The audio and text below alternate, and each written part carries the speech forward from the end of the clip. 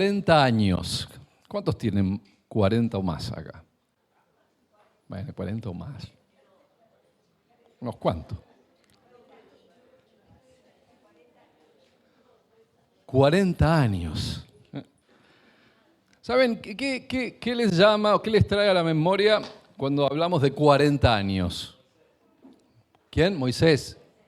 Ok. Es decir, una de las cosas que cuando decimos 40 años en términos de la palabra, nos trae a la memoria el tiempo, ¿sí?, que el pueblo de Israel permaneció en el limbo. 40 años de la vida, que el pueblo de Israel permaneció en el desierto, desde que salió de Egipto hasta que logró llegar al propósito para el cual habían salido de Egipto. Mediaron 40 años. Hoy hablaba Carlos, decía, hace 40 años, ¿no? ¿Cuánto pasó en el medio? O sea, ¿cuánto pasó desde ese día en que mirabas desde el catre el techo hasta el día de hoy? Y los que tienen más de 40 saben lo que implica en términos de tiempo. Imagínense todo ese tiempo en la nada. Perdido. 40 años en el desierto. Los que habían cruzado el Mar Rojo hacia la libertad, ¿sí? Recuerdan la historia, ¿no? Ellos eran esclavos fabricantes ¿de qué? De ladrillos de barro. Lo que ellos sabían hacer era construir con sus manos, de generación en generación, ladrillos de barro. Ese era todo su oficio, ¿sí? Era el trabajo de la esclavitud. Y ellos fueron liberados por Dios para un propósito superior. Y todos los que habían visto el poder de Dios abriendo el Mar Rojo y permitiendo que todo el pueblo cruzara en seco, toda esa gente, todos esos que esperanzados lograron llegar al otro lado de ese mar, todos los que tenían de 20 años para arriba quedaron en el desierto. Mirá, era una travesía que podía llevar 3 meses, 3, 4 meses, tomando el tiempo, digamos. Pero les demandó 40 años. Todos conocemos el tema de los eventos que acontecieron en el desierto y que llevaron a la pérdida de esta oportunidad, ¿sí? Después por ahí compartimos algo, pero estos que habían cruzado, ¿quiénes eran? Estos que habían cruzado el mar eran aquellos que habían nacido en esclavitud, habían crecido en esclavitud, habían trabajado en esclavitud y tenían mentalidad de esclavos. Mentalidad, un formato mental de hacedores de ladrillos de barro. Resulta que el tiempo pasó y una nueva generación criada en el desierto, una nueva generación que había vivido toda su vida en el desierto, se encontraba a las orillas de un nuevo río. Se encontraba a las orillas del Jordán, en una nueva oportunidad, esta vez de alcanzar la promesa, la tierra prometida por Dios. Era una nueva generación criada en el desierto que tenía la oportunidad de recibir su bautismo de libertad, que tenía la oportunidad de recibir el bautismo que le permitiría escapar del horno de aflicción, del ambiente de esclavitud que representaba el desierto y todas las vivencias y recuerdos que ellos tenían en su cabeza. Todas las vivencias, todas sus experiencias, hasta ese momento estaban marcadas por el desierto. Y y estaban marcadas por las historias de esclavitud que le contaban o habrían escuchado de sus padres y sus abuelos. Historias de esclavitud, promesas de una herencia. La herencia de una tierra mejor era una promesa que había recibido ¿quién? Abraham la había recibido, ¿sí? Abraham había hecho un pacto con Dios que tenía solamente dos cláusulas. La uno, Dios le dijo, yo voy a ser tu Dios, yo voy a ser tu soberano. La otra, vos me vas a servir y vas a heredar toda la tierra de Canaán, la tierra que yo te prometo. Mirá qué fácil que era, ¿sí? Yo voy a ser tu Dios, vos vas a recibir. Yo voy a hacer, vos vas a recibir. Ese era el pacto de Dios con Abraham. Y ahí estaban buscando esa herencia mejor, esa tierra prometida, pero 40 años les demandó poder llegar a las orillas del Jordán. ¿Sabés qué? La herencia no iba a venir sola. La herencia, puestos los pies al borde, no era algo que fuera a venir sola, sino que ellos tenían el trabajo de capturar esa herencia y apropiársela. Eso que no habían logrado hacer sus antepasados. Aquellos que teniendo la oportunidad de salir de la esclavitud de Egipto, que tuvieron la oportunidad de en muy poco tiempo, ¿sí?, capturar esa herencia y que no fueron capaces por no respetar este simple pacto de yo soy tu Dios, yo te entrego, ¿sí? El no poder cumplir con esto los hizo deambular 40 años en el desierto. Pero acá había una nueva oportunidad para una nueva generación que parada al borde del río Jordán podía hacerse de esa herencia, podía capturar la herencia, pero iba a tener que trabajar.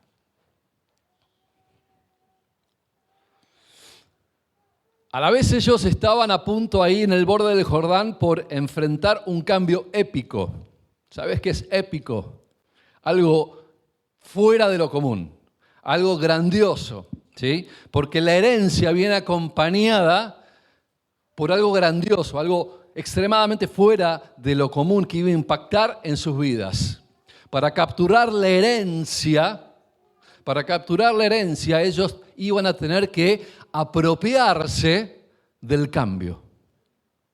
Para capturar la herencia, cada uno de nosotros necesita apropiarse del cambio. El cambio es el motor que abre posibilidades. Las nuevas generaciones que estaban frente al Jordán tenían y tienen que enfrentar nuevos desafíos. Hoy en día, cada generación que se para frente a su Jordán tiene que enfrentarse con nuevos desafíos y estar dispuestos a apropiarse del cambio. Y esta que estaba al borde del Jordán era la nueva generación. Josué capítulo 3, esta historia, mirá, recorre 3, 4, 5, 4 capítulos de Josué. Por supuesto no vamos a ver 4 capítulos de Josué, porque se me van a desmayar, pero yo los sinteticé. ¿Ok? Entonces, capítulo 3 de Josué dice, muy de mañana, Josué y todos los israelitas partieron de Sitim y se dirigieron hasta el río Jordán. Pero antes de cruzarlo, acamparon a sus orillas.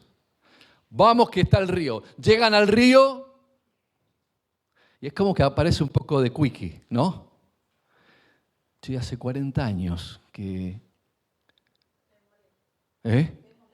Vemos la arena y llegamos al borde. Es como cuando llega el momento, ¿no? Tuvimos tanto tiempo de novios, pero ahora no. Y cuando llega al altar, ¿no? Che, tanto esfuerzo le puse a esa facultad y estoy por recibir última materia. ¿No pasa eso?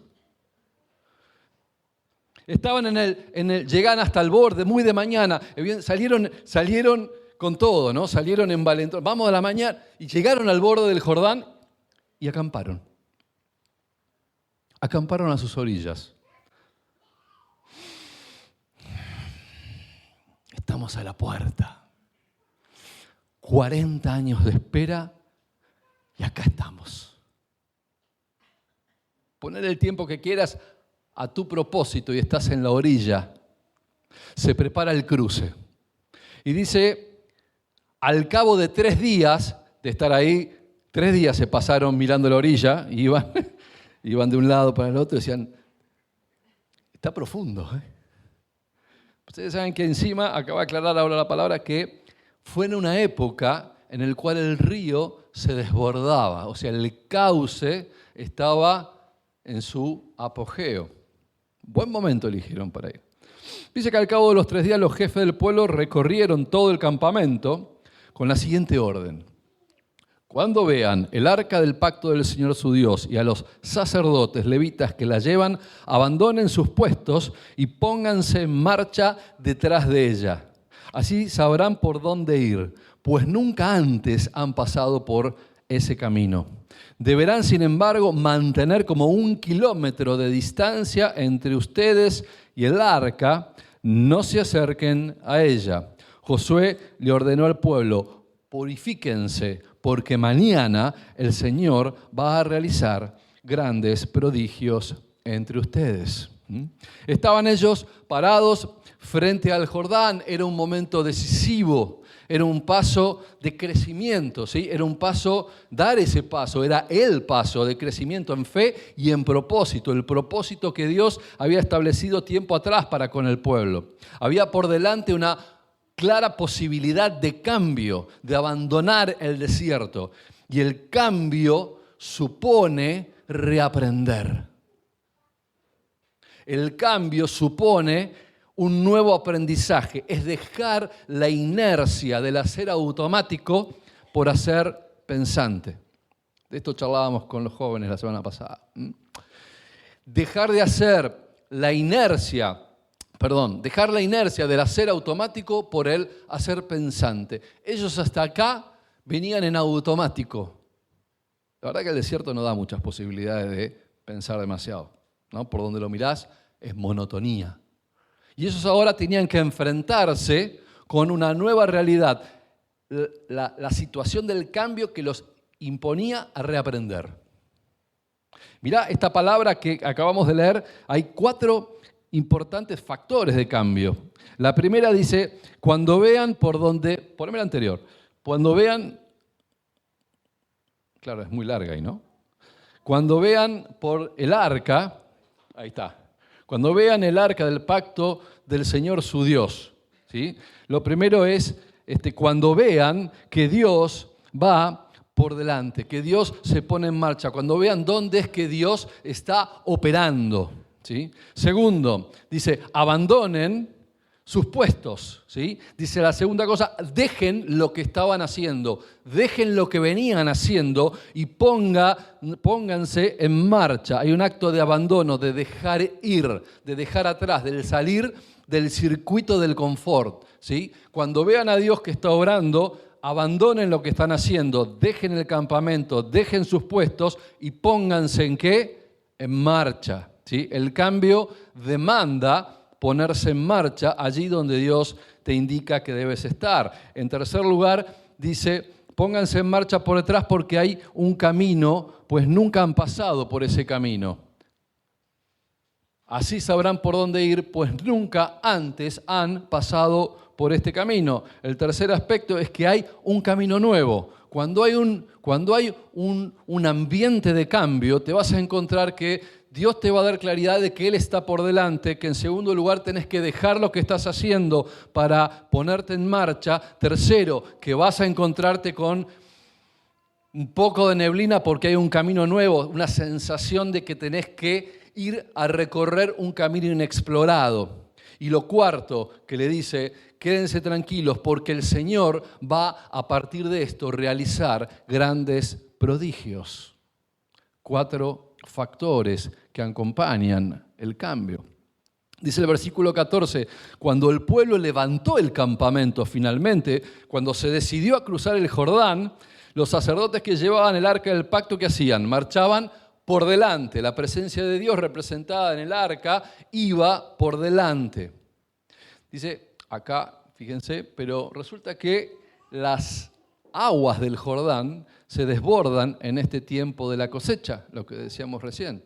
Cuando van se encuentran con que el Jordán no estaba, digamos, dócil para ser cruzado.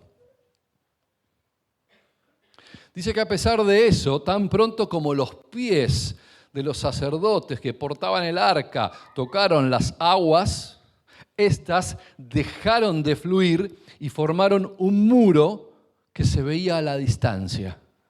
¿Alguna vez viste un dique?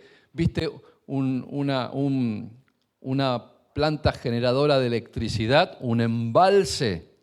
¿Viste un muro enorme de hormigón que contiene la fuerza del agua? ¿Viste el tamaño, lo que es eso? Bueno, esto es lo que Dios puso por delante para que ellos pudieran cruzar el río Jordán. Una vez más, igual que cuando manejó el asuntito del Mar Rojo, Dios estaba operando para que, pese a que humanamente el río Jordán se presentaba como una prueba difícil, Él iba a estar presente. Era época de crecida, era el momento difícil. Aún así, por donde marches, si Dios va por delante, Él va a ser un muro a cada uno de tus costados.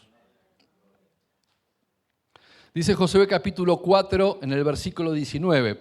Entonces el día 10 del mes primero, el pueblo de Israel, ¿qué hizo? Cruzó el Jordán. ¿Y qué hizo? Acampó otra vez del otro lado del Jordán, en un lugar que se llamaría Gilgal. Todavía no se llamaba así. Estaban por bautizarlo, Gilgal, que está al este de Jericó. Es decir, venía el desierto, el Jordán, el campamento de Gilgal y Jericó. ¿Estamos bien? Geográficamente, ¿estamos bien? Sí. Bueno. Entonces dice que ahí Josué erigió las piedras que había tomado del cauce del Jordán. La historia es más larga y él les ordena a los sacerdotes que levanten 12 piedras conforme las 12 tribus del lugar donde había estado el arca y las erigieron en ese lugar Gilgal como un recordatorio. Tenemos campamento nuevo. ¿Sí? Cruzamos el Jordán. Tenemos el monolito que representa el amor de Dios, el poder de Dios, lo que Él está haciendo, y las ponemos ahí para que nadie se olvide. Entonces Josué erigió las piedras que había tomado del cauce del Jordán y se dirigió a los israelitas. En el futuro, cuando tus hijos cuando te pregunten, ¿por qué están estas piedras aquí? Ustedes les van a responder, porque el pueblo de Israel cruzó el río Jordán en seco. Porque Dios fue muro a ambos lados de los pies del pueblo que cruzó el río Jordán. El Señor Dios de ustedes hizo lo mismo que había hecho con el Mar Rojo cuando los mantuvo seco hasta que todos nosotros cruzamos. Esto sucedió para que todas las naciones de la tierra supieran que el Señor es poderoso y para que ustedes aprendieran a temerlo para siempre. Mirá qué propósito. Dice que en efecto, ¿sí? El capítulo 5 dice, en efecto, mirá el efecto que en efecto causó, ¿sí? Porque dice, en efecto, un gran pánico invadió a todos los reyes amorreos que estaban al oeste del Jordán, o sea, que estaban del lado de Jericó, ¿sí? Y a los reyes cananeos de la costa del Mediterráneo, o sea, llegó hasta la costa del Mediterráneo. Si nos seguíamos corriendo, íbamos a llegar a la costa del Mediterráneo. Pero primero estaba Jericó. Bueno, y hasta ahí llegó la noticia de que todo el pueblo de Israel había logrado pasar en seco por el poder de su Dios el río Jordán en su peor momento, ¿sí? Cuando se enteraron de esto, que el Señor había secado el Jordán para que los israelitas lo cruzaran, dicen, no se atrevían ¿a qué? A hacerle frente. Dios ya estaba armando, ¿sí?, las bases de la conquista. Cruzaron, o cruzamos. Ya está, lo conseguimos.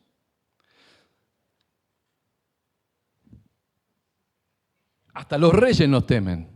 Había una gran tentación, y díganme que no, de quedarse en el campamento. Habían cruzado ya era una epopeya, era una cuestión épica haber cruzado el río Jordán en esta época, haberlo hecho sin perder ni un burro, estar del otro lado del Jordán, establecer las bases de nuestra fe, el monolito que representa el poder de Dios que nos sacó, y abandonamos el desierto. ¿Por qué no hacer rancho aquí? Lo conseguimos.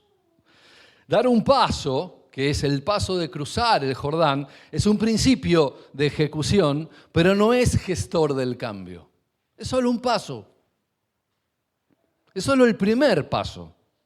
Quedarse en Gilgal no era la opción, no era el propósito, era solo el principio. Ellos estaban a las puertas de poder apropiarse del cambio. Y el cambio, el paso que lleva al cambio, tiene que venir acompañado de una nueva forma de hacer las cosas para que el cambio sea exitoso. ¿Me entendés? Es decir, no basta con dar el primer paso y cruzar al campamento, ¿sí? El cambio demanda una ejecución de varios pasos para que sea efectivo, y tiene que venir acompañado de una nueva forma de hacer las cosas para que el cambio sea exitoso. Estaban agradecidos y dejan la evidencia, ¿no? Esto de le van a contar a sus hijos y a las generaciones que vengan que el Señor nos hizo cruzar. Miren, este monolito de 12 piedras que va a estar acá para siempre es la señal, es el símbolo de lo que Dios hizo por nosotros. Podés ser agradecido y recordar lo que Dios ha hecho por vos. Podés querer transmitir esta experiencia a las nuevas generaciones, a tus hijos, cuando tus hijos pregunten. Ahora, Gilgal al otro lado del río Jordán claramente no es el objetivo en sí mismo, no es el lugar del cambio, no es un lugar permanente. Gilgal es un lugar de preparación. Y mirá que esto tiene una connotación especial en términos espirituales, porque muchas veces podemos tender a quedarnos en Gilgal. Gilgal es un lugar de preparación, no es el propósito, no es el fin del camino, no es un lugar permanente, es un lugar de preparación, un lugar de paso. Dice el versículo 2, y en aquel tiempo el Señor le dijo a Josué, escuchá, prepará cuchillos de pedernal y vuelvan a practicar la circuncisión entre los israelitas. Así que Josué dice que afiló, hizo los cuchillos y circuncidó a los varones israelitas en la colina de Aralot. Realizó la ceremonia, escuchá, por esto lo que había pasado, ¿no? Los israelitas en edad militar que habían salido de Egipto ya habían muerto, ¿dónde? En el desierto. ¿Sí? Había toda una generación noble que estaba cruzando el río Jordán, que no eran los que estaban en edad militar en la previa y que además no habían sido circuncidados. Todos ellos, dice por los anteriores, habían sido circuncidados, pero no los que nacieron en el desierto mientras el pueblo peregrinaba después de salir de Egipto. Vos sabés que había una condición primaria que era, si no estaba circuncidado, ¿qué cosa no se podía hacer? Es complicada la pregunta, es de los 7 escalones, de las peores, esa que perdés todo. No van a adivinar. Si no estás circuncidado, no podías participar de la fiesta de la Pascua. Dios les había prometido a sus antepasados que les daría, dice, una tierra donde abundan la leche y la miel. No el desierto, una tierra abundante. Pero los israelitas que salieron de Egipto no obedecieron al Señor y por eso Él juró que no verían esa tierra. Ahí estaba la historia de los 40 años, ¿sí? Triste historia que empezó, ¿se acuerdan?, con los espías que fueron rápidamente a reconocer la tierra y que volvieron diciendo, nos ven y nos ven como langosta, son gigantes que nos ven como bichitos de luz, ¿sí? Nos van a pisotear. Y afrentaron al Señor de esta manera, rechazando el propósito de Dios de llevarlos a la tierra prometida. Por eso Dios dijo, bueno, de 20 para arriba, todos los que dudaron de mi pacto, de mi promesa, de la soberanía de Dios, no van a llegar. Y por eso fueron quedando y muriendo en el desierto. Dice que, en consecuencia, mirá qué fea que está para, ¿no? Deambularon por el desierto durante 40 años hasta que murieron. Es horrible. Mirá si vos decís, te pasé los últimos 40 años, tú designas, deambular por la vida hasta morir. ¿Cuál es el propósito de tener? Deambular los próximos 40 años por desobediente. Deambular. ¿Qué es deambular? ¿Qué haces en la deambulancia? ¿Qué haces? No, estás como... Así, pateando arena, pateando algún cascotito, ¿sí? Nada productivo, nada interesante, nada con propósito. Deambular es perder el tiempo, digamos, ¿sí? Deambular es lo que hacen esos que no encuentran nada para hacer, ¿sí? Y que no quieren hacer nada tampoco. Entonces deambulan por la casa, ¿sí? Son como fantasmitas que van por la casa dando vueltas, ¿sí? Deambulan. ¿Qué haces hoy? Deambulo. ¿Y mañana qué vas a hacer? Voy a deambular, ¿sí? ¿Querés que deambulemos juntos?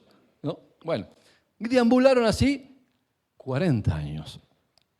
Todos los varones que en edad militar. A los hijos de estos, a quienes Dios puso en lugar de ellos, los circuncidó Josué, pues no habían sido circuncidados durante el viaje.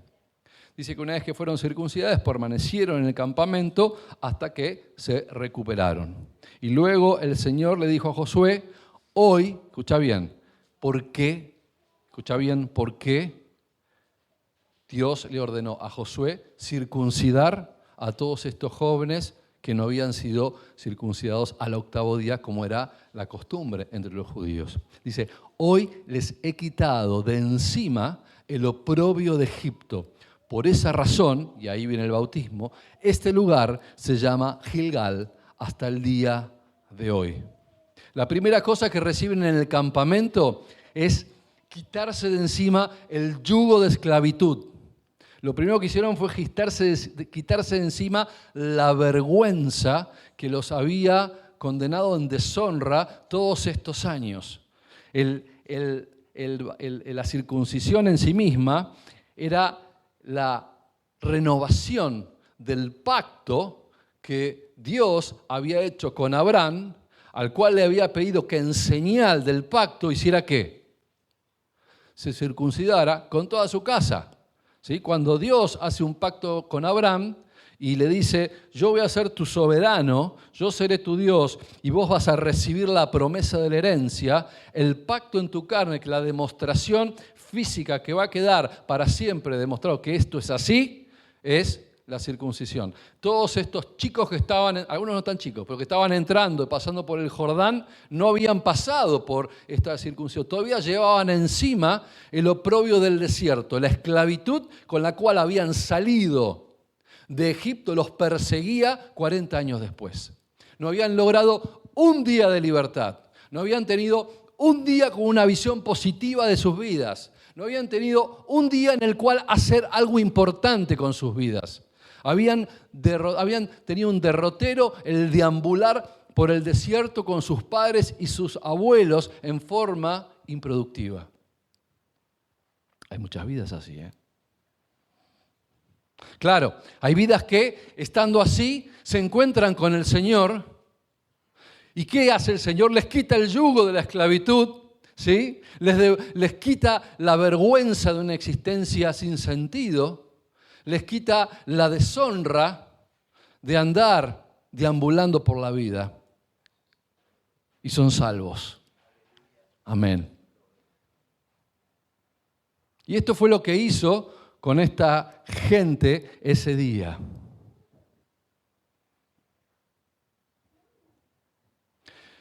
Los pasos del cambio. Para abrazar el cambio y capturar la herencia es necesario ser librado primariamente del yugo de la esclavitud, de la deshonra del estado anterior.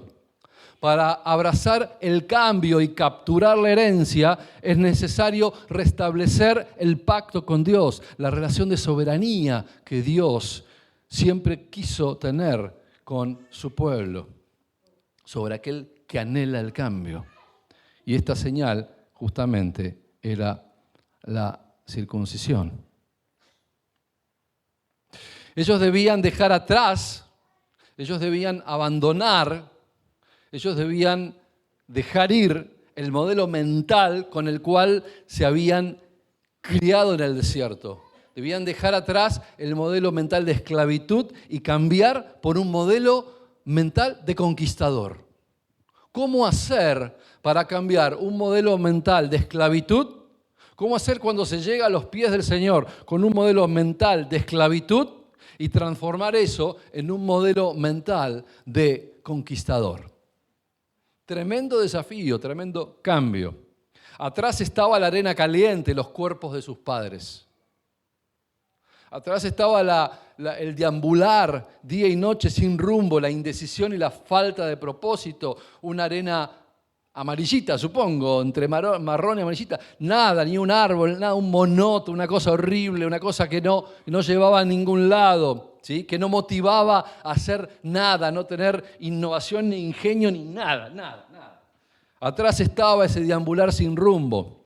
Atrás también estaba, escuchá bien, la comida fácil y el no hacer nada. Porque el desierto era tan fiero, ¿qué les proveyó Dios? El maná. Ellos tuvieron, y las codornices, tuvieron 40 años a dele maná, que era un pan dulce, digamos, ¿no? Y los tipos que hacían a la mañana, se lo comían y esperaban al día siguiente. Es decir, nada más improductivo que el nivel de vagancia que había en el desierto. Era un deambular sin hacer nada, sin rumbo, agarrar el maná. Y vos sabés que no podían ni siquiera acumular para ver nada, porque ¿qué pasaba? Se llenaba de gusanos al día siguiente, ¿sí? 40 años haciendo nada más que deambular sin rumbo y comiendo maná. ¿Qué habrán aprendido en esos 40 años? ¿Qué se puede aprender cuando vos estás 40 años haciendo la nada misma, deambulando erráticamente? ¿Qué se puede aprender? Nada, deambular, nada más. ¿Sí? ¿Qué otra cosa podés aprender? ¿Qué cosa positiva? ¿En qué podés poner tus energías cuando no tenés propósito en la vida? Cuando no tenés propósito para levantarte cada día. Nada. Y así estaban. 40 años. Imagínate 40 años deambulando, dando vueltas hasta morir. La vida en el desierto es aburrida, no te permite dar lugar a la imaginación, no te permite hacer nada por vos, no te permite siquiera pensar en hacer algo nuevo, innovar. El desafío de la tierra nueva los enfrentaba a la alternativa de conquistarla y luego poblarla y luego desarrollarla. O sea, cruzar el Jordán no era cruzar el Jordán. Era enfrentarse a un mundo de posibilidades distintos. Hasta acá era todo color amarillito y a partir de ahora era un abanico de colores y posibilidades solamente por cruzar. Estaban plantados al otro lado en el campamento de paso. Era tiempo de reconstituir la identidad, como nos pasa cuando llegamos al Señor. Había objetivo del otro lado, algo que nunca habían tenido, pero había que cambiar. El desierto del pasado es para los que se conforman con repetir cada día lo mismo. Hay gente que le gusta repetir cada día lo mismo, pura rutina, pura alienación del intelecto y del alma. Todo el día lo mismo. Vieron que han dicho que la locura radica en hacer siempre lo mismo y esperar resultados distintos.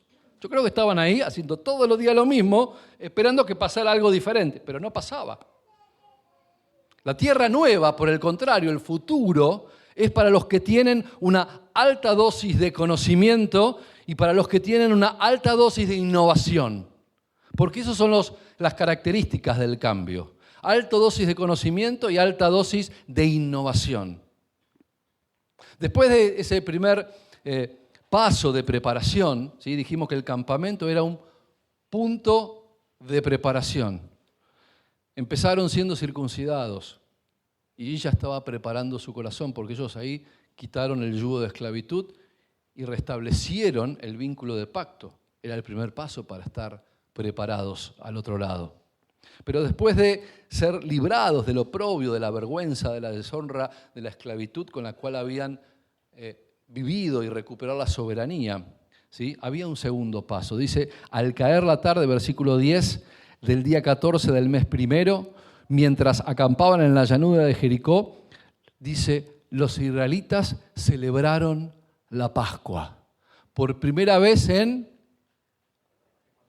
estos nunca, porque no estaban circuncidados, con lo cual no les estaba permitido celebrar la Pascua. Con lo cual lo primero que hicieron fue estar circuncidados, recuperar la dignidad, recuperar la identidad como hijos de Dios, recuperar el pacto que estaba quebrado, entender cuál era su posición en la vida y esperar que por delante hubiese un cambio notable en sus vidas, y se enfrentaron con una segunda realidad que era celebrar la Pascua. La Pascua es para aquellos que adhieren al pacto, que adhieren a la soberanía de Dios. Porque la Pascua es el símbolo de la liberación, ¿sí? Del pasar sobre.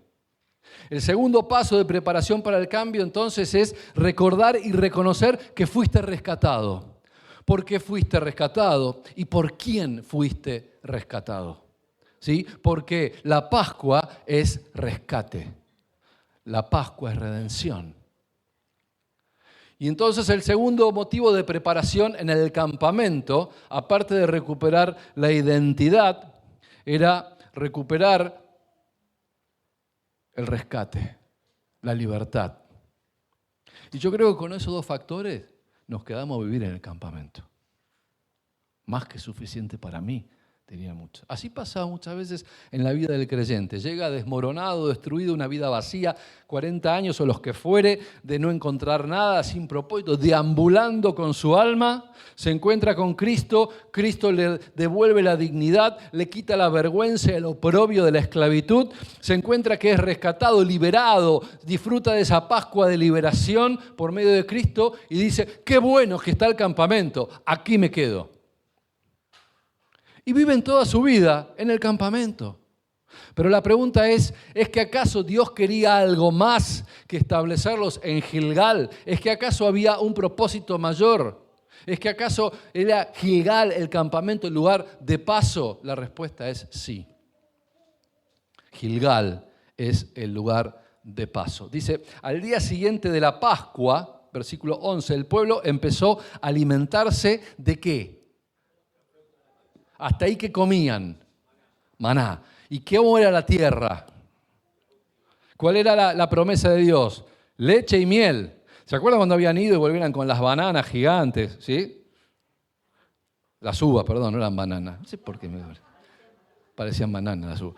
Volvían con los racimos de uva. Es decir, era una tierra, ¿sí? Al otro lado era una tierra tal cual Dios le había prometido. Porque así es la vida que Dios promete. Dios te promete una vida llena de color, una vida llena de frutos que van mucho más allá del campamento. Pero uno tiene que no conformarse con, pero tengo una identidad y fui rescatado. No, Dios tiene un propósito más, no quiere que te quedes en el campamento. Y esa noche les hizo saborear el fruto de la tierra. Y dice que el pueblo empezó a alimentarse de los productos de la tierra, de panes sin levadura y de trigo tostado. Pero mira lo que pasó. Desde ese momento dejó de caer maná.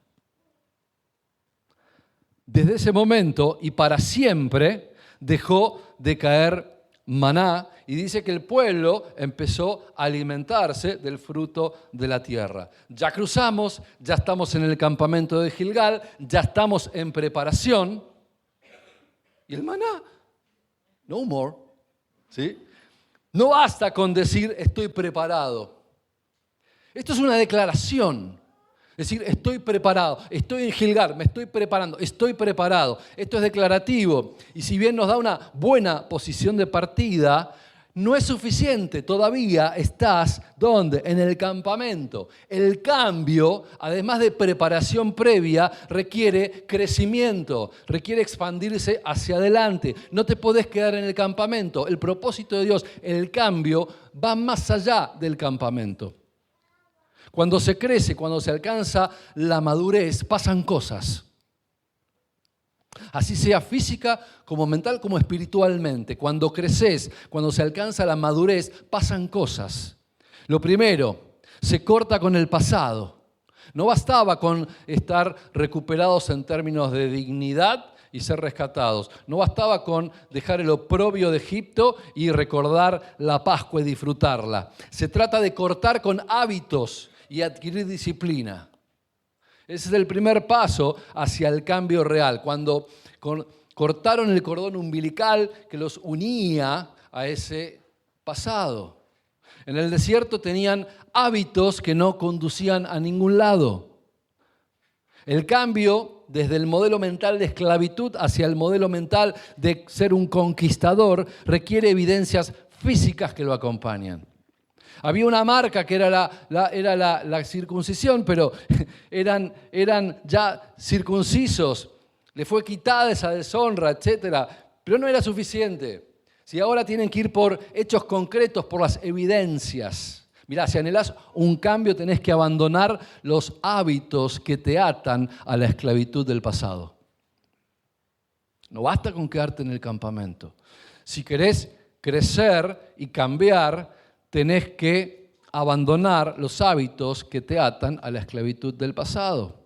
Si anhelás un cambio, tenés que cortar con los hábitos que son un ancla, un impedimento. Si decidís buscar trabajo, te tenés que bañar. ¿O no? Tenés que cambiar de hábitos. Si decidís estudiar, tenés que dejar de dormir hasta el mediodía. Algunos dicen, me hacen así cara, ¿no? ¿En serio? Y sí. Si decidís emprender, tenés que dejar el círculo de confort y enfocarte en encontrar soluciones simples a problemas comunes. Tenés que poner en marcha la dinámica de la innovación. No te podés quedar en el campamento. Y todo esto duele, como la circuncisión. Cuesta, como la circuncisión. Incorporar un hábito saludable requiere ¿de qué? De disciplina. Mirá, Hebreos 12:11 dice, en verdad que ninguna disciplina del presente parece ser causa de gozo. ¿A quién le gusta la disciplina? Nadie, ¿eh? Y en el presente la disciplina no parece ser causa de gozo, sino por el contrario de tristeza. Pero después, dice, da fruto apacible de justicia a los que en ella han sido ejercitados. Por lo cual, dice, levantá las manos caídas y las rodillas paralizadas y hacé sendas derechas para tus pies. Salí del círculo de confort, dejá de recibir todo servido, olvídate del maná, dejá de masticar papilla preelaborada, ajustate al cambio, disciplinate, abandoná los hábitos que son un ancla y vas a empezar a ver un poco más allá del campamento y de la orilla del Jordán. Esto lo tuvieron que aceptar los que viajaban con Josué, que él era efectivamente el que conducía al pueblo, ¿sí? Ellos tuvieron que aceptar, ¿sí?, si querían realmente capturar la herencia. Porque hasta ahí la herencia no la habían recibido. Simplemente habían sido reivindicados en el campamento. Ahora, ¿querés más? ¿Querés la herencia? Entonces tenés que cambiar. Segundo paso del cambio, cortaron con la dependencia. Eran súper dependientes. Maná y bichito. Y deambular. Hay que cortar con la dependencia. En la preparación, celebraron la Pascua, que era la liberación, comieron los primeros frutos de la tierra y ya pasaron al segundo paso de la preparación. ¿Era eso todo? No, también tienen que ir por hechos concretos de evidencia. Obtuvieron por primera vez su propio alimento. Por primera vez cocinaron. ¿No? Che, ¿cómo se prende el fuego? No sé. ¿En dónde ponemos? La olla. Había que empezar a hacer algo por ellos mismos. Había que salir a buscar, capaz que sembrar y cosechar, o adquirir el fruto de la tierra, pero había que empezar a hacer algo por ellos mismos y así obtuvieron su propio alimento. Debe ser un cambio extraño. ¿Vieron cómo es esto, no? Es como esa sensación agridulce, es como crecer. Crecer es una sensación agridulce. Se abandonan las cosas que son de niño para empezar a hacer las cosas que son de adulto. Es dejar de recibir todo de arriba, aunque es monótono, siempre comíamos maná, ¿sí? Y empezar a descubrir el mundo con tus propias manos y tus propios ojos. Es crecer. Dice 1 Corintios 13, cuando yo era niño, hablaba como niño, pensaba como niño, juzgaba como niño. Mas cuando ya fui hombre, dejé lo que era de niño. Y estos por alguna razón tenían que dejar, ¿sí?, de ser niños y pasar a ser adultos. Pero por algún día, por algún tiempo, no sé, semanas, meses, habrán extrañado el sabor dulce del maná, que había sido su comida por siempre, por décadas, desde que ellos habían nacido o tenían memoria, provisto sin hacer nada. Qué bueno sería volver a no hacer nada. Qué bueno sería tener la mesada de papá. Era poca la guita, pero la verdad que la hacíamos estirar y no hacíamos nada.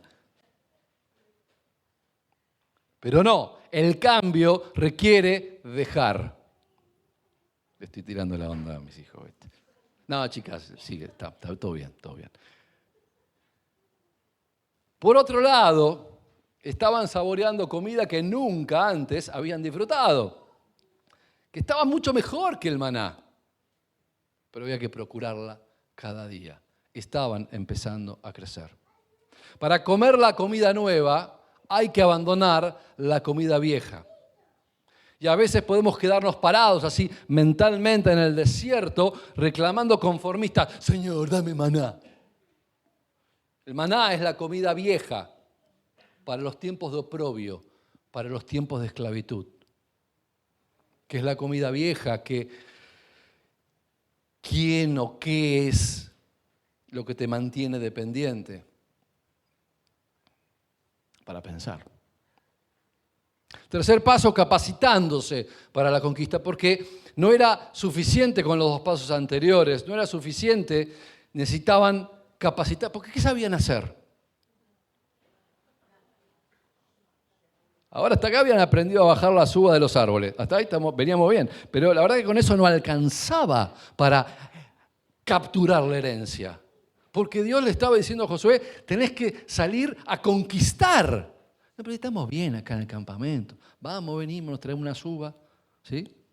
Pero no, el tercer paso era capacitarse para ¿qué sabían hacer? Nada. Entonces había que capacitarse. No basta con el cambio de hábitos. No basta con el cambio de modelo mental. Ahora estoy determinado a cambiar. No basta solo con pasar de un modelo mental de esclavo a uno de conquistador. Soy conquistador. Me miro al espejo y digo, soy conquistador. Soy un galán. No basta solo con salir del círculo de confort. Además de todo esto, hay que capacitarse para la conquista. ¿Y sabes qué hace falta para capacitarse para la conquista? Maestros y mentores que te brinden instrucciones adecuadas, que te ayuden. Como le pasó a Josué. Dice que Josué, capítulo 5, 13, dice, cierto día Josué, que acampaba cerca de... ¿Estaba dónde? En el campamento en Gilgal. Un buen día se le ocurrió mirar más allá. Dijo, a ver qué hay. y levantó la vista. ¿Y qué vio? Vio un hombre de pie frente a él, espada en mano. José se le acercó y le preguntó, ¿vos sos de los nuestros o del enemigo? Así sé qué hacer. ¿Y qué le dijo? De ninguno. No soy ni de los tuyos ni del enemigo. Me presento ante ti como ¿qué? Comandante del ejército del Señor. Dice que entonces Josué se postró rostro en tierra y le preguntó, ¿qué órdenes trae usted, mi señor, para este siervo suyo? Dice que el comandante del ejército del Señor le contestó, ¿qué espera que te traiga? ¿Qué soy? El comandante. ¿Qué te voy a traer? Instrucciones. Y además, ¿qué voy a hacer? Te voy a formar. Prepárate para la colimba, porque eso es lo que vas a vivir ahora. El comandante del ejército del Señor le contestó, quítate las sandalias de los pies, porque el lugar que pisas es sagrado. Y Josué obedeció. Josué recibe la visita del ángel de Dios y recibe instrucciones. ¿Qué tenía el ángel en la mano? Una espada. ¿Qué era el ángel? ¿Cuál era la labor del ángel? Comandante. ¿Qué tenían que hacer ellos? ¿Qué tenían que hacer? Conquistar. Muy bien. Alcoyana. ¿Sí? Tenían justo un tipo que venía con la espada en la mano, que era comandante, y ellos que tenían que hacer, conquistar. Era el mentor perfecto, ¿sí? Era el maestro que necesitaban. Ellos tenían que aprender. ¿Qué no sabían? ¿Qué no habían adquirido en el desierto para conquistar? No habían adquirido el arte de la guerra.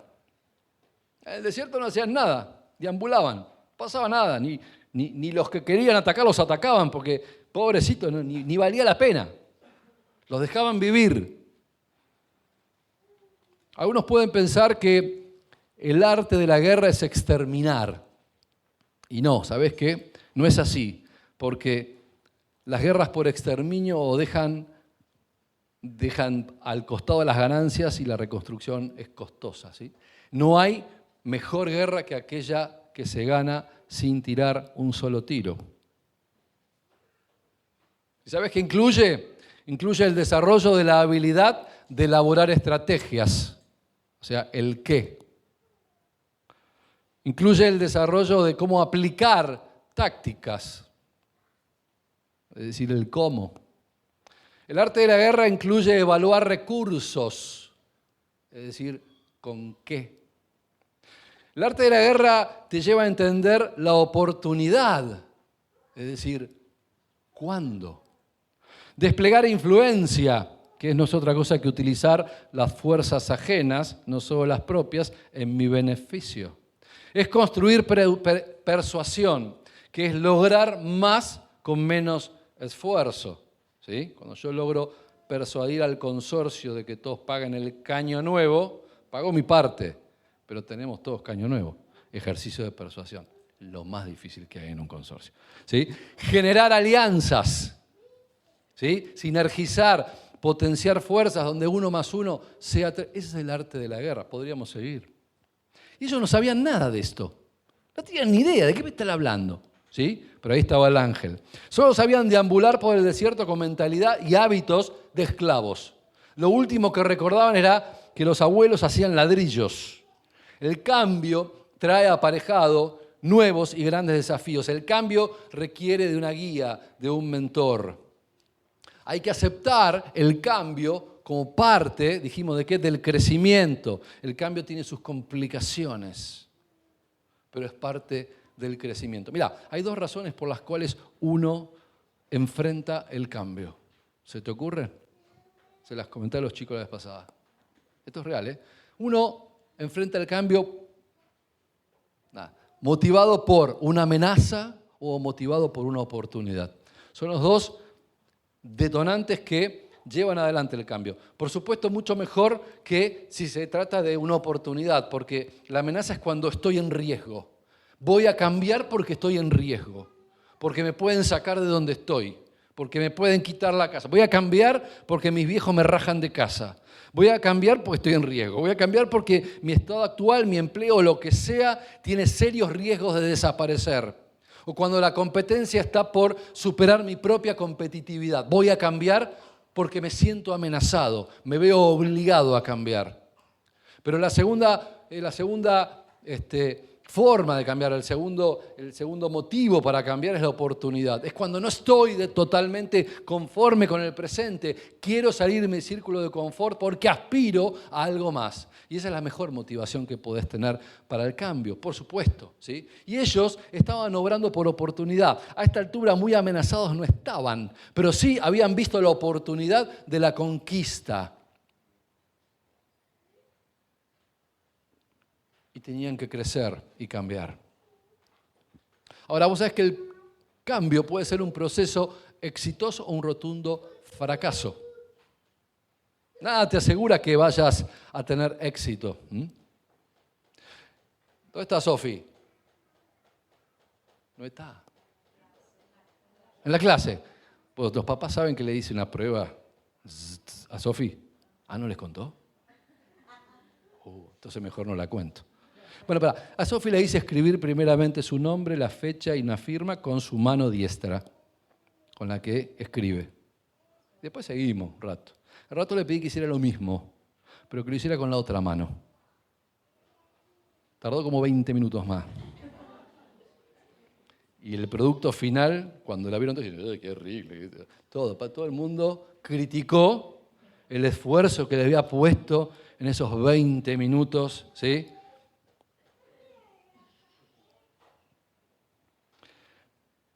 ¿Por qué dijimos las diferencias? Porque el ejercicio de la escritura con su mano diestra es automático. Ahora, cuando tuvo que hacerlo con la otra mano, le costó. Tuvo que pensar, tuvo que focalizar si estaba... ¿sí? Se esforzó, hizo algo que no era habitual, tuvo que cambiar. Hay gente que es forzada a cambiar de mano por una amenaza, por una circunstancia. Algún otro, los pocos, verán una oportunidad. Pero es un movilizador del cambio, ¿sí? Tratar de hacerlo de una forma diferente. Ella tardó mucho más en lograr y el resultado, ¿sabes cómo fue? Peor. Menos habilidad, menos eficiencia, menos automaticidad porque tenía que pensar. El cambio siempre supone al principio pérdida. Pero si lo hacíamos también así, ahora tenemos que cambiar. ¿Sí? Ahora, mirá, fuimos a buscar uva y ahora tenemos que ir a buscar. Teníamos el maná. Ahora teníamos que cambiar. Ahora se te ocurrió a vos, Albert, ir a decir, vamos a buscar. ¿Y ahora dónde está el maná? Tener que cambiar, tener que enfrentar el reaprendizaje que me hace salir del hacer automático por el hacer pensante, como decía al principio. Y esto en el corto plazo me lleva a perder, me lleva a la autodesilusión. Y esa autodesilusión puede hacer que la intencionalidad del cambio fracase. Por esa razón, muchos procesos de cambio fracasan, porque hay que saber transitar el tiempo que insume el cambio con esa decepción y la profundidad de la pérdida temporal. Y ellos tenían que enfrentar esto.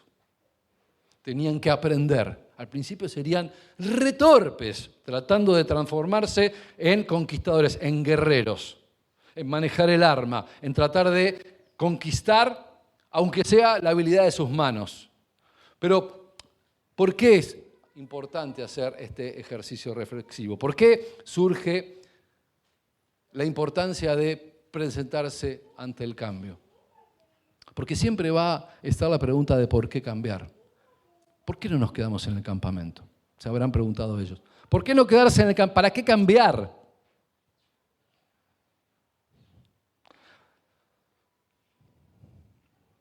La respuesta es que el riesgo de permanecer en el campamento, el riesgo de no hacer nada, o lo que es peor, el riesgo de quedar en el desierto y moverte en tu círculo de confort, es que si te dormís en los laureles, alguien va a llegar y va a ocupar tu lugar.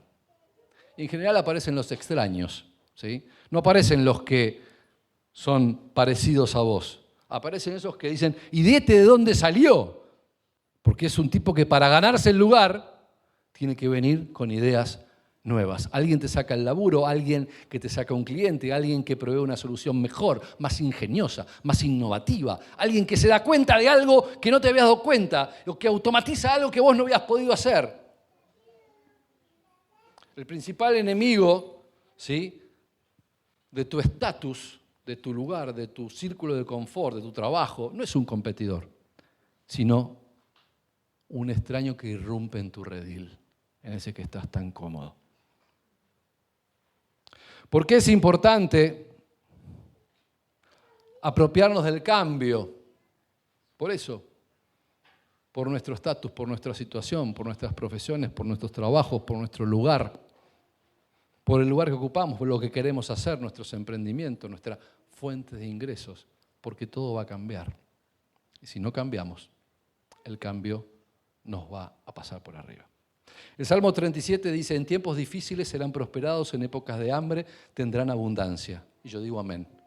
La pregunta es si nosotros tenemos algo que ver con esto de ser prosperados o simplemente nos sentamos a deambular esperando que acontezca, que el tiempo pase, como los israelitas en el desierto. Miren, chicos, a las nuevas generaciones les van a pagar por el conocimiento que tengan, por la capacidad que tengan de innovar, punto. No sueñen con hacer tareas repetitivas de esas que hacían nuestros abuelos, porque no va a pasar. O sabés mucho o sos creativo. Acuérdate que te lo dije. Todo lo rutinario, todo lo mecánico, todo lo que no agrega valor, todo lo que se hace en el desierto, va a desaparecer. Como Josué, que era el que los lideraba, entendió esto, ¿qué dijo? Las puertas de Jericó, ¿sí?, entendió, escuchó y dijo, las puertas de Jericó estaban bien aseguradas.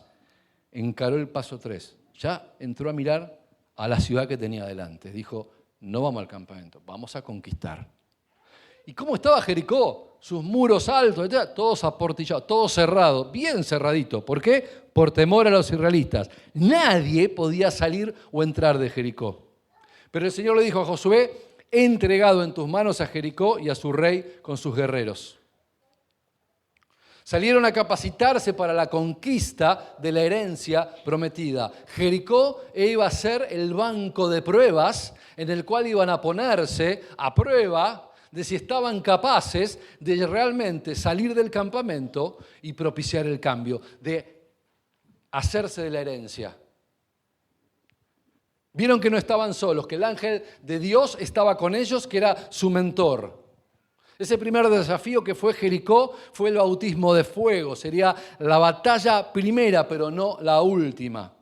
Sus muros estaban bien altos y bien fortificados, pero la promesa estaba asegurada. Ahora, la conquista no sería fácil, hacía falta mucha paciencia. Ellos no eran guerreros. A lo sumo habían escuchado, no eran nada. A lo sumo habían escuchado historia de cómo hacer barro, pero creo que ni sabían hacer ladrillos de barro, porque no tenían la oportunidad de practicar. Eran hijos de esclavos que se habían emancipado y salido a la búsqueda de su identidad. Le estaba faltando experiencia. Por supuesto, ¿quién se inicia con 20 años de edad y 30 de experiencia? Que es lo que piden en todos los avisos, ¿sí? Nadie. Porque la experiencia se construye. Y esta primera experiencia no iba a pasar desapercibida, iba a quedar grabada, guardada a pleno en sus nuevas mentes, ¿sí?, de conquistadores. Con paciencia, marcharon 6 días. Y el 7º día pegaron 7 vueltas. ¿Te acordás? Habrán dejado la huella marcada, se comieron el pasto, ¿sí?, de tantas vueltas que dieron. ¿Pero te imaginas por qué? ¿Se te ocurrió alguna vez pensar por qué dar 6 vueltas a las murallas de Jericó y el último día dar 7 vueltas a la muralla? ¿Por qué no vamos de frente y les pateamos la puerta así? Porque ellos no sabían nada. Porque estaban aprendiendo. 7 días y el último 7 veces. No hubo ni idea de reposo, Vieron que no hubo el séptimo día de reposo en el cual 6 días laburarás y el séptimo descansarás. Esta vez le tocó el séptimo día dar 7 vueltas, laburar 7 veces más. ¿Cuántas vueltas le diste a tu proyecto hasta que un día encajó? ¿Cuántas cadenitas quemaste, Albert? ¿Cuántos placares te salieron torcidos? Algunos se cayeron. ¿Cuántas malas decisiones? ¿Cuántas vueltas a tus negocios hasta que un día funcionó? ¿Cuántas vueltas a la materia hasta que un día la aprendiste? ¿Cuántas vueltas al currículum hasta que un día te entrevistaron? ¿Cuántas vueltas estás dando ahora? ¿Cuántas vueltas estás dispuesto a dar para completar tu capacitación para el cambio? Tú y los soldados marcharán una vez alrededor, dice el versículo 3, así lo harán durante 6 días y así siguieron. Entonces dice el versículo 5, los muros de la ciudad se derrumbarán y cada uno entrará, ¿cómo? Sin impedimento. ¿Cómo? ¿No vamos a pelear? No, van a entrar. ¿Pero no lo están preparando para la guerra? Sí, pero la mejor batalla es la que no tiene que pegar un solo tiro para entrar. ¿Pero cómo es esto? Todo el día van a tocar trompeta y van a recorrer y van a ir con el arca por delante y todos fíjense que dice, Josué les ordenó marchar en silencio sin decir palabra. ¿Cómo tenían que marchar? Oh, ¿ustedes se imaginan a todos eso callado la boca? ¿Se los imaginan? Dicen, no pueden hacer nada hasta la última vuelta. En la 7ª vuelta, los sacerdotes van a tocar con la trompeta y Josué ahí les va a ordenar y van a empezar a gritar. Todos los que estuvieron callados, todos juntos. Mira vos. ¿Fracaso? Es una opción. Los que llegaron a las puertas de Jericó podrían haber fracasado y podrían haber rogado volver ni siquiera al campamento, al desierto. Tuvieron que dar vuelta tras vuelta y no rendirse, y estarían pensando, ¿y qué estoy haciendo acá? ¿Y para qué estoy dando vueltas como un pescado? ¿Sí? Tuvieron tiempo para mirar las murallas, para contar los agujeritos en las piedras, vuelta tras vuelta, y creer que a pesar de todo había un propósito. Imagínate vuelta tras vuelta, ¿qué hacemos acá? Estamos gastando el piso, estamos perdiendo el tiempo. ¿Por qué no volvemos al desierto? ¿Dónde estará el maná? Esto no tiene sentido. No somos guerreros, no somos ni siquiera soldados. Los tipos que están acá adentro, capaz que lo son. Esto es aburrido. Hay una vieja película llamada Karate Kid donde el pibe que quería ser, era de nuestra época, que quería ser ¿cómo se llama? Un luchador, lo hacían pintar cerca y lavar coche. Estaba loco el pibe. Dios estaba ejercitando sus mentes para el cambio. Les estaba enseñando a elaborar una estrategia. El qué, les estaba enseñando a aplicar táctica, el cómo, les estaba enseñando a evaluar su propio potencial, sus recursos, con qué estaban. A cada vuelta que daban, cada paso que recorrían, les estaba enseñando a guardar el momento oportuno. Ahora no, una vuelta más. Ahora no. Y ahora van a ser 7. El momento adecuado, el momento preciso, el momento exacto, en silencio, sin quejas, sin murmuraciones. Les estaba enseñando a trabajar en equipo. Les estaba enseñando a organizarse. Solamente por el hecho de marchar estarían aprendiendo cómo moverse juntos, cómo ser un equipo ordenado. Les estaba enseñando disciplina. El ángel los tenía cortitos. Les estaba enseñando a construir persuasión. Más con menos esfuerzo. Sus armas fueron sus voces. Les estaban enseñando a innovar, a explorar todos los ejes que movían la misión y encontrar soluciones simples a problemas cotidianos. Como entrar en la fortaleza sin impedimento. Mira qué fácil que era. ¿Sí? Les estaba enseñando que la unión hacía a la eficiencia, al desarrollo del potencial y, en resumen, a la victoria. ¿Cuántos tiros tiraron? Ninguno. Cuando gritaron todos juntos, la fortaleza cayó y entraron sin impedimento. Imagínate los que estaban adentro pensando, ¿quién serán estos tipos que están dando vueltas y vueltas? Nos van a querer hacer daño. psicológico, ¿no? La psicológica. Los pobres tipos que estaban ahí estarían desesperados, con ataque de pánico.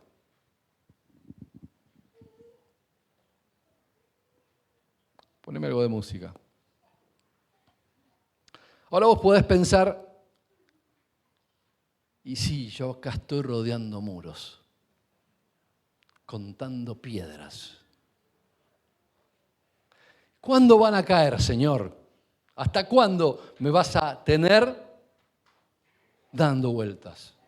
¿Hasta cuándo voy a estar en estado de preparación? ¿Hasta cuándo voy a ser alguien que recuperó la dignidad pero todavía no tiene las herramientas para el cambio? Como dice la canción esta, ¿no? Muros rodeando estoy, pensé que iban a caer hoy, pero no cayeron. ¿Cuánto hace que te animaste al cambio y estás rodeando muros, pensando que caerían más rápido que el agotamiento de tu paciencia? Y estás acá. Dios está ejercitando tu mente, tu disciplina, tu paciencia y tu fe. O quizás estés negado al cambio. Quizás sea de los que se conformaron con llegar hasta el campamento. Sí, el desierto era muy fulero, nunca más. Pero ya recuperé mi dignidad y ya sé quién soy y ya fui rescatado, ya celebré la Pascua. Y si me quedo en el campamento, capaz que zafo. Y preferís permanecer en tu círculo de confort pensando que nunca te va a llegar. Circular por los circuitos conocidos, sin explorar nuevas posibilidades. Quizás estés en el desierto aún y tengas que atreverte a cruzar el Jordán. Y tengas que reclamar que Dios sea un muro a tus costados. Que aunque se vea difícil, hay posibilidad. Y que del otro lado del Jordán hay rescate, hay dignificación, hay identidad. Pero la invitación es a no quedarte. No solamente esperar recuperar esa identidad perdida, sino ir por más, ir por el cambio, ir por la búsqueda de la conquista. Porque la haces con tu corazón, con tu alma, y las herencias se conquistan. Aunque estén a la vista y disponibles y sean parte de la promesa, las herencias hay que capturarlas. Y cuando te apropias del cambio, las fortalezas que pretenden impedirlo, que pretenden coartar el proceso, se caen. Amén. Seas bendecido. ¿Quieres ponerte de pie? Tiempo de cruzar, ¿no? Algunos están en el tiempo de preparación, algunos quizás se tengan que circuncidar para alcanzar aquello, ¿no? ¿Sabes qué? Era muy interesante lo que Dios había instaurado, ¿no? ¿Sabes por qué el pueblo tenía que deambular? Porque el maná, cuando ellos lo comían, les generaba algo en el estómago y después lo tenían que desechar. Y entonces no se podían quedar porque no había baños químicos. ¿Comprendés, no? Entonces, imagínate 2 millones de personas haciendo sus necesidades.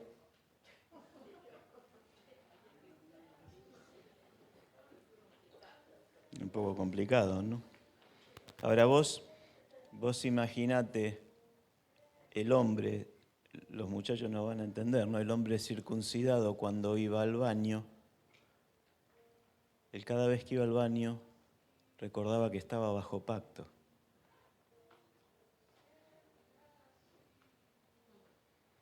Estoy bajo pacto. Tengo que ser sabio, tengo que ser cuidadoso, tengo que estar puro. tengo que dejar lo viejo. Por ahí falta que te purifiques, porque cuesta dejar lo viejo, las viejas amistades. Esto lo veíamos el miércoles, ¿no? ¿Cómo dejar las viejas amistades?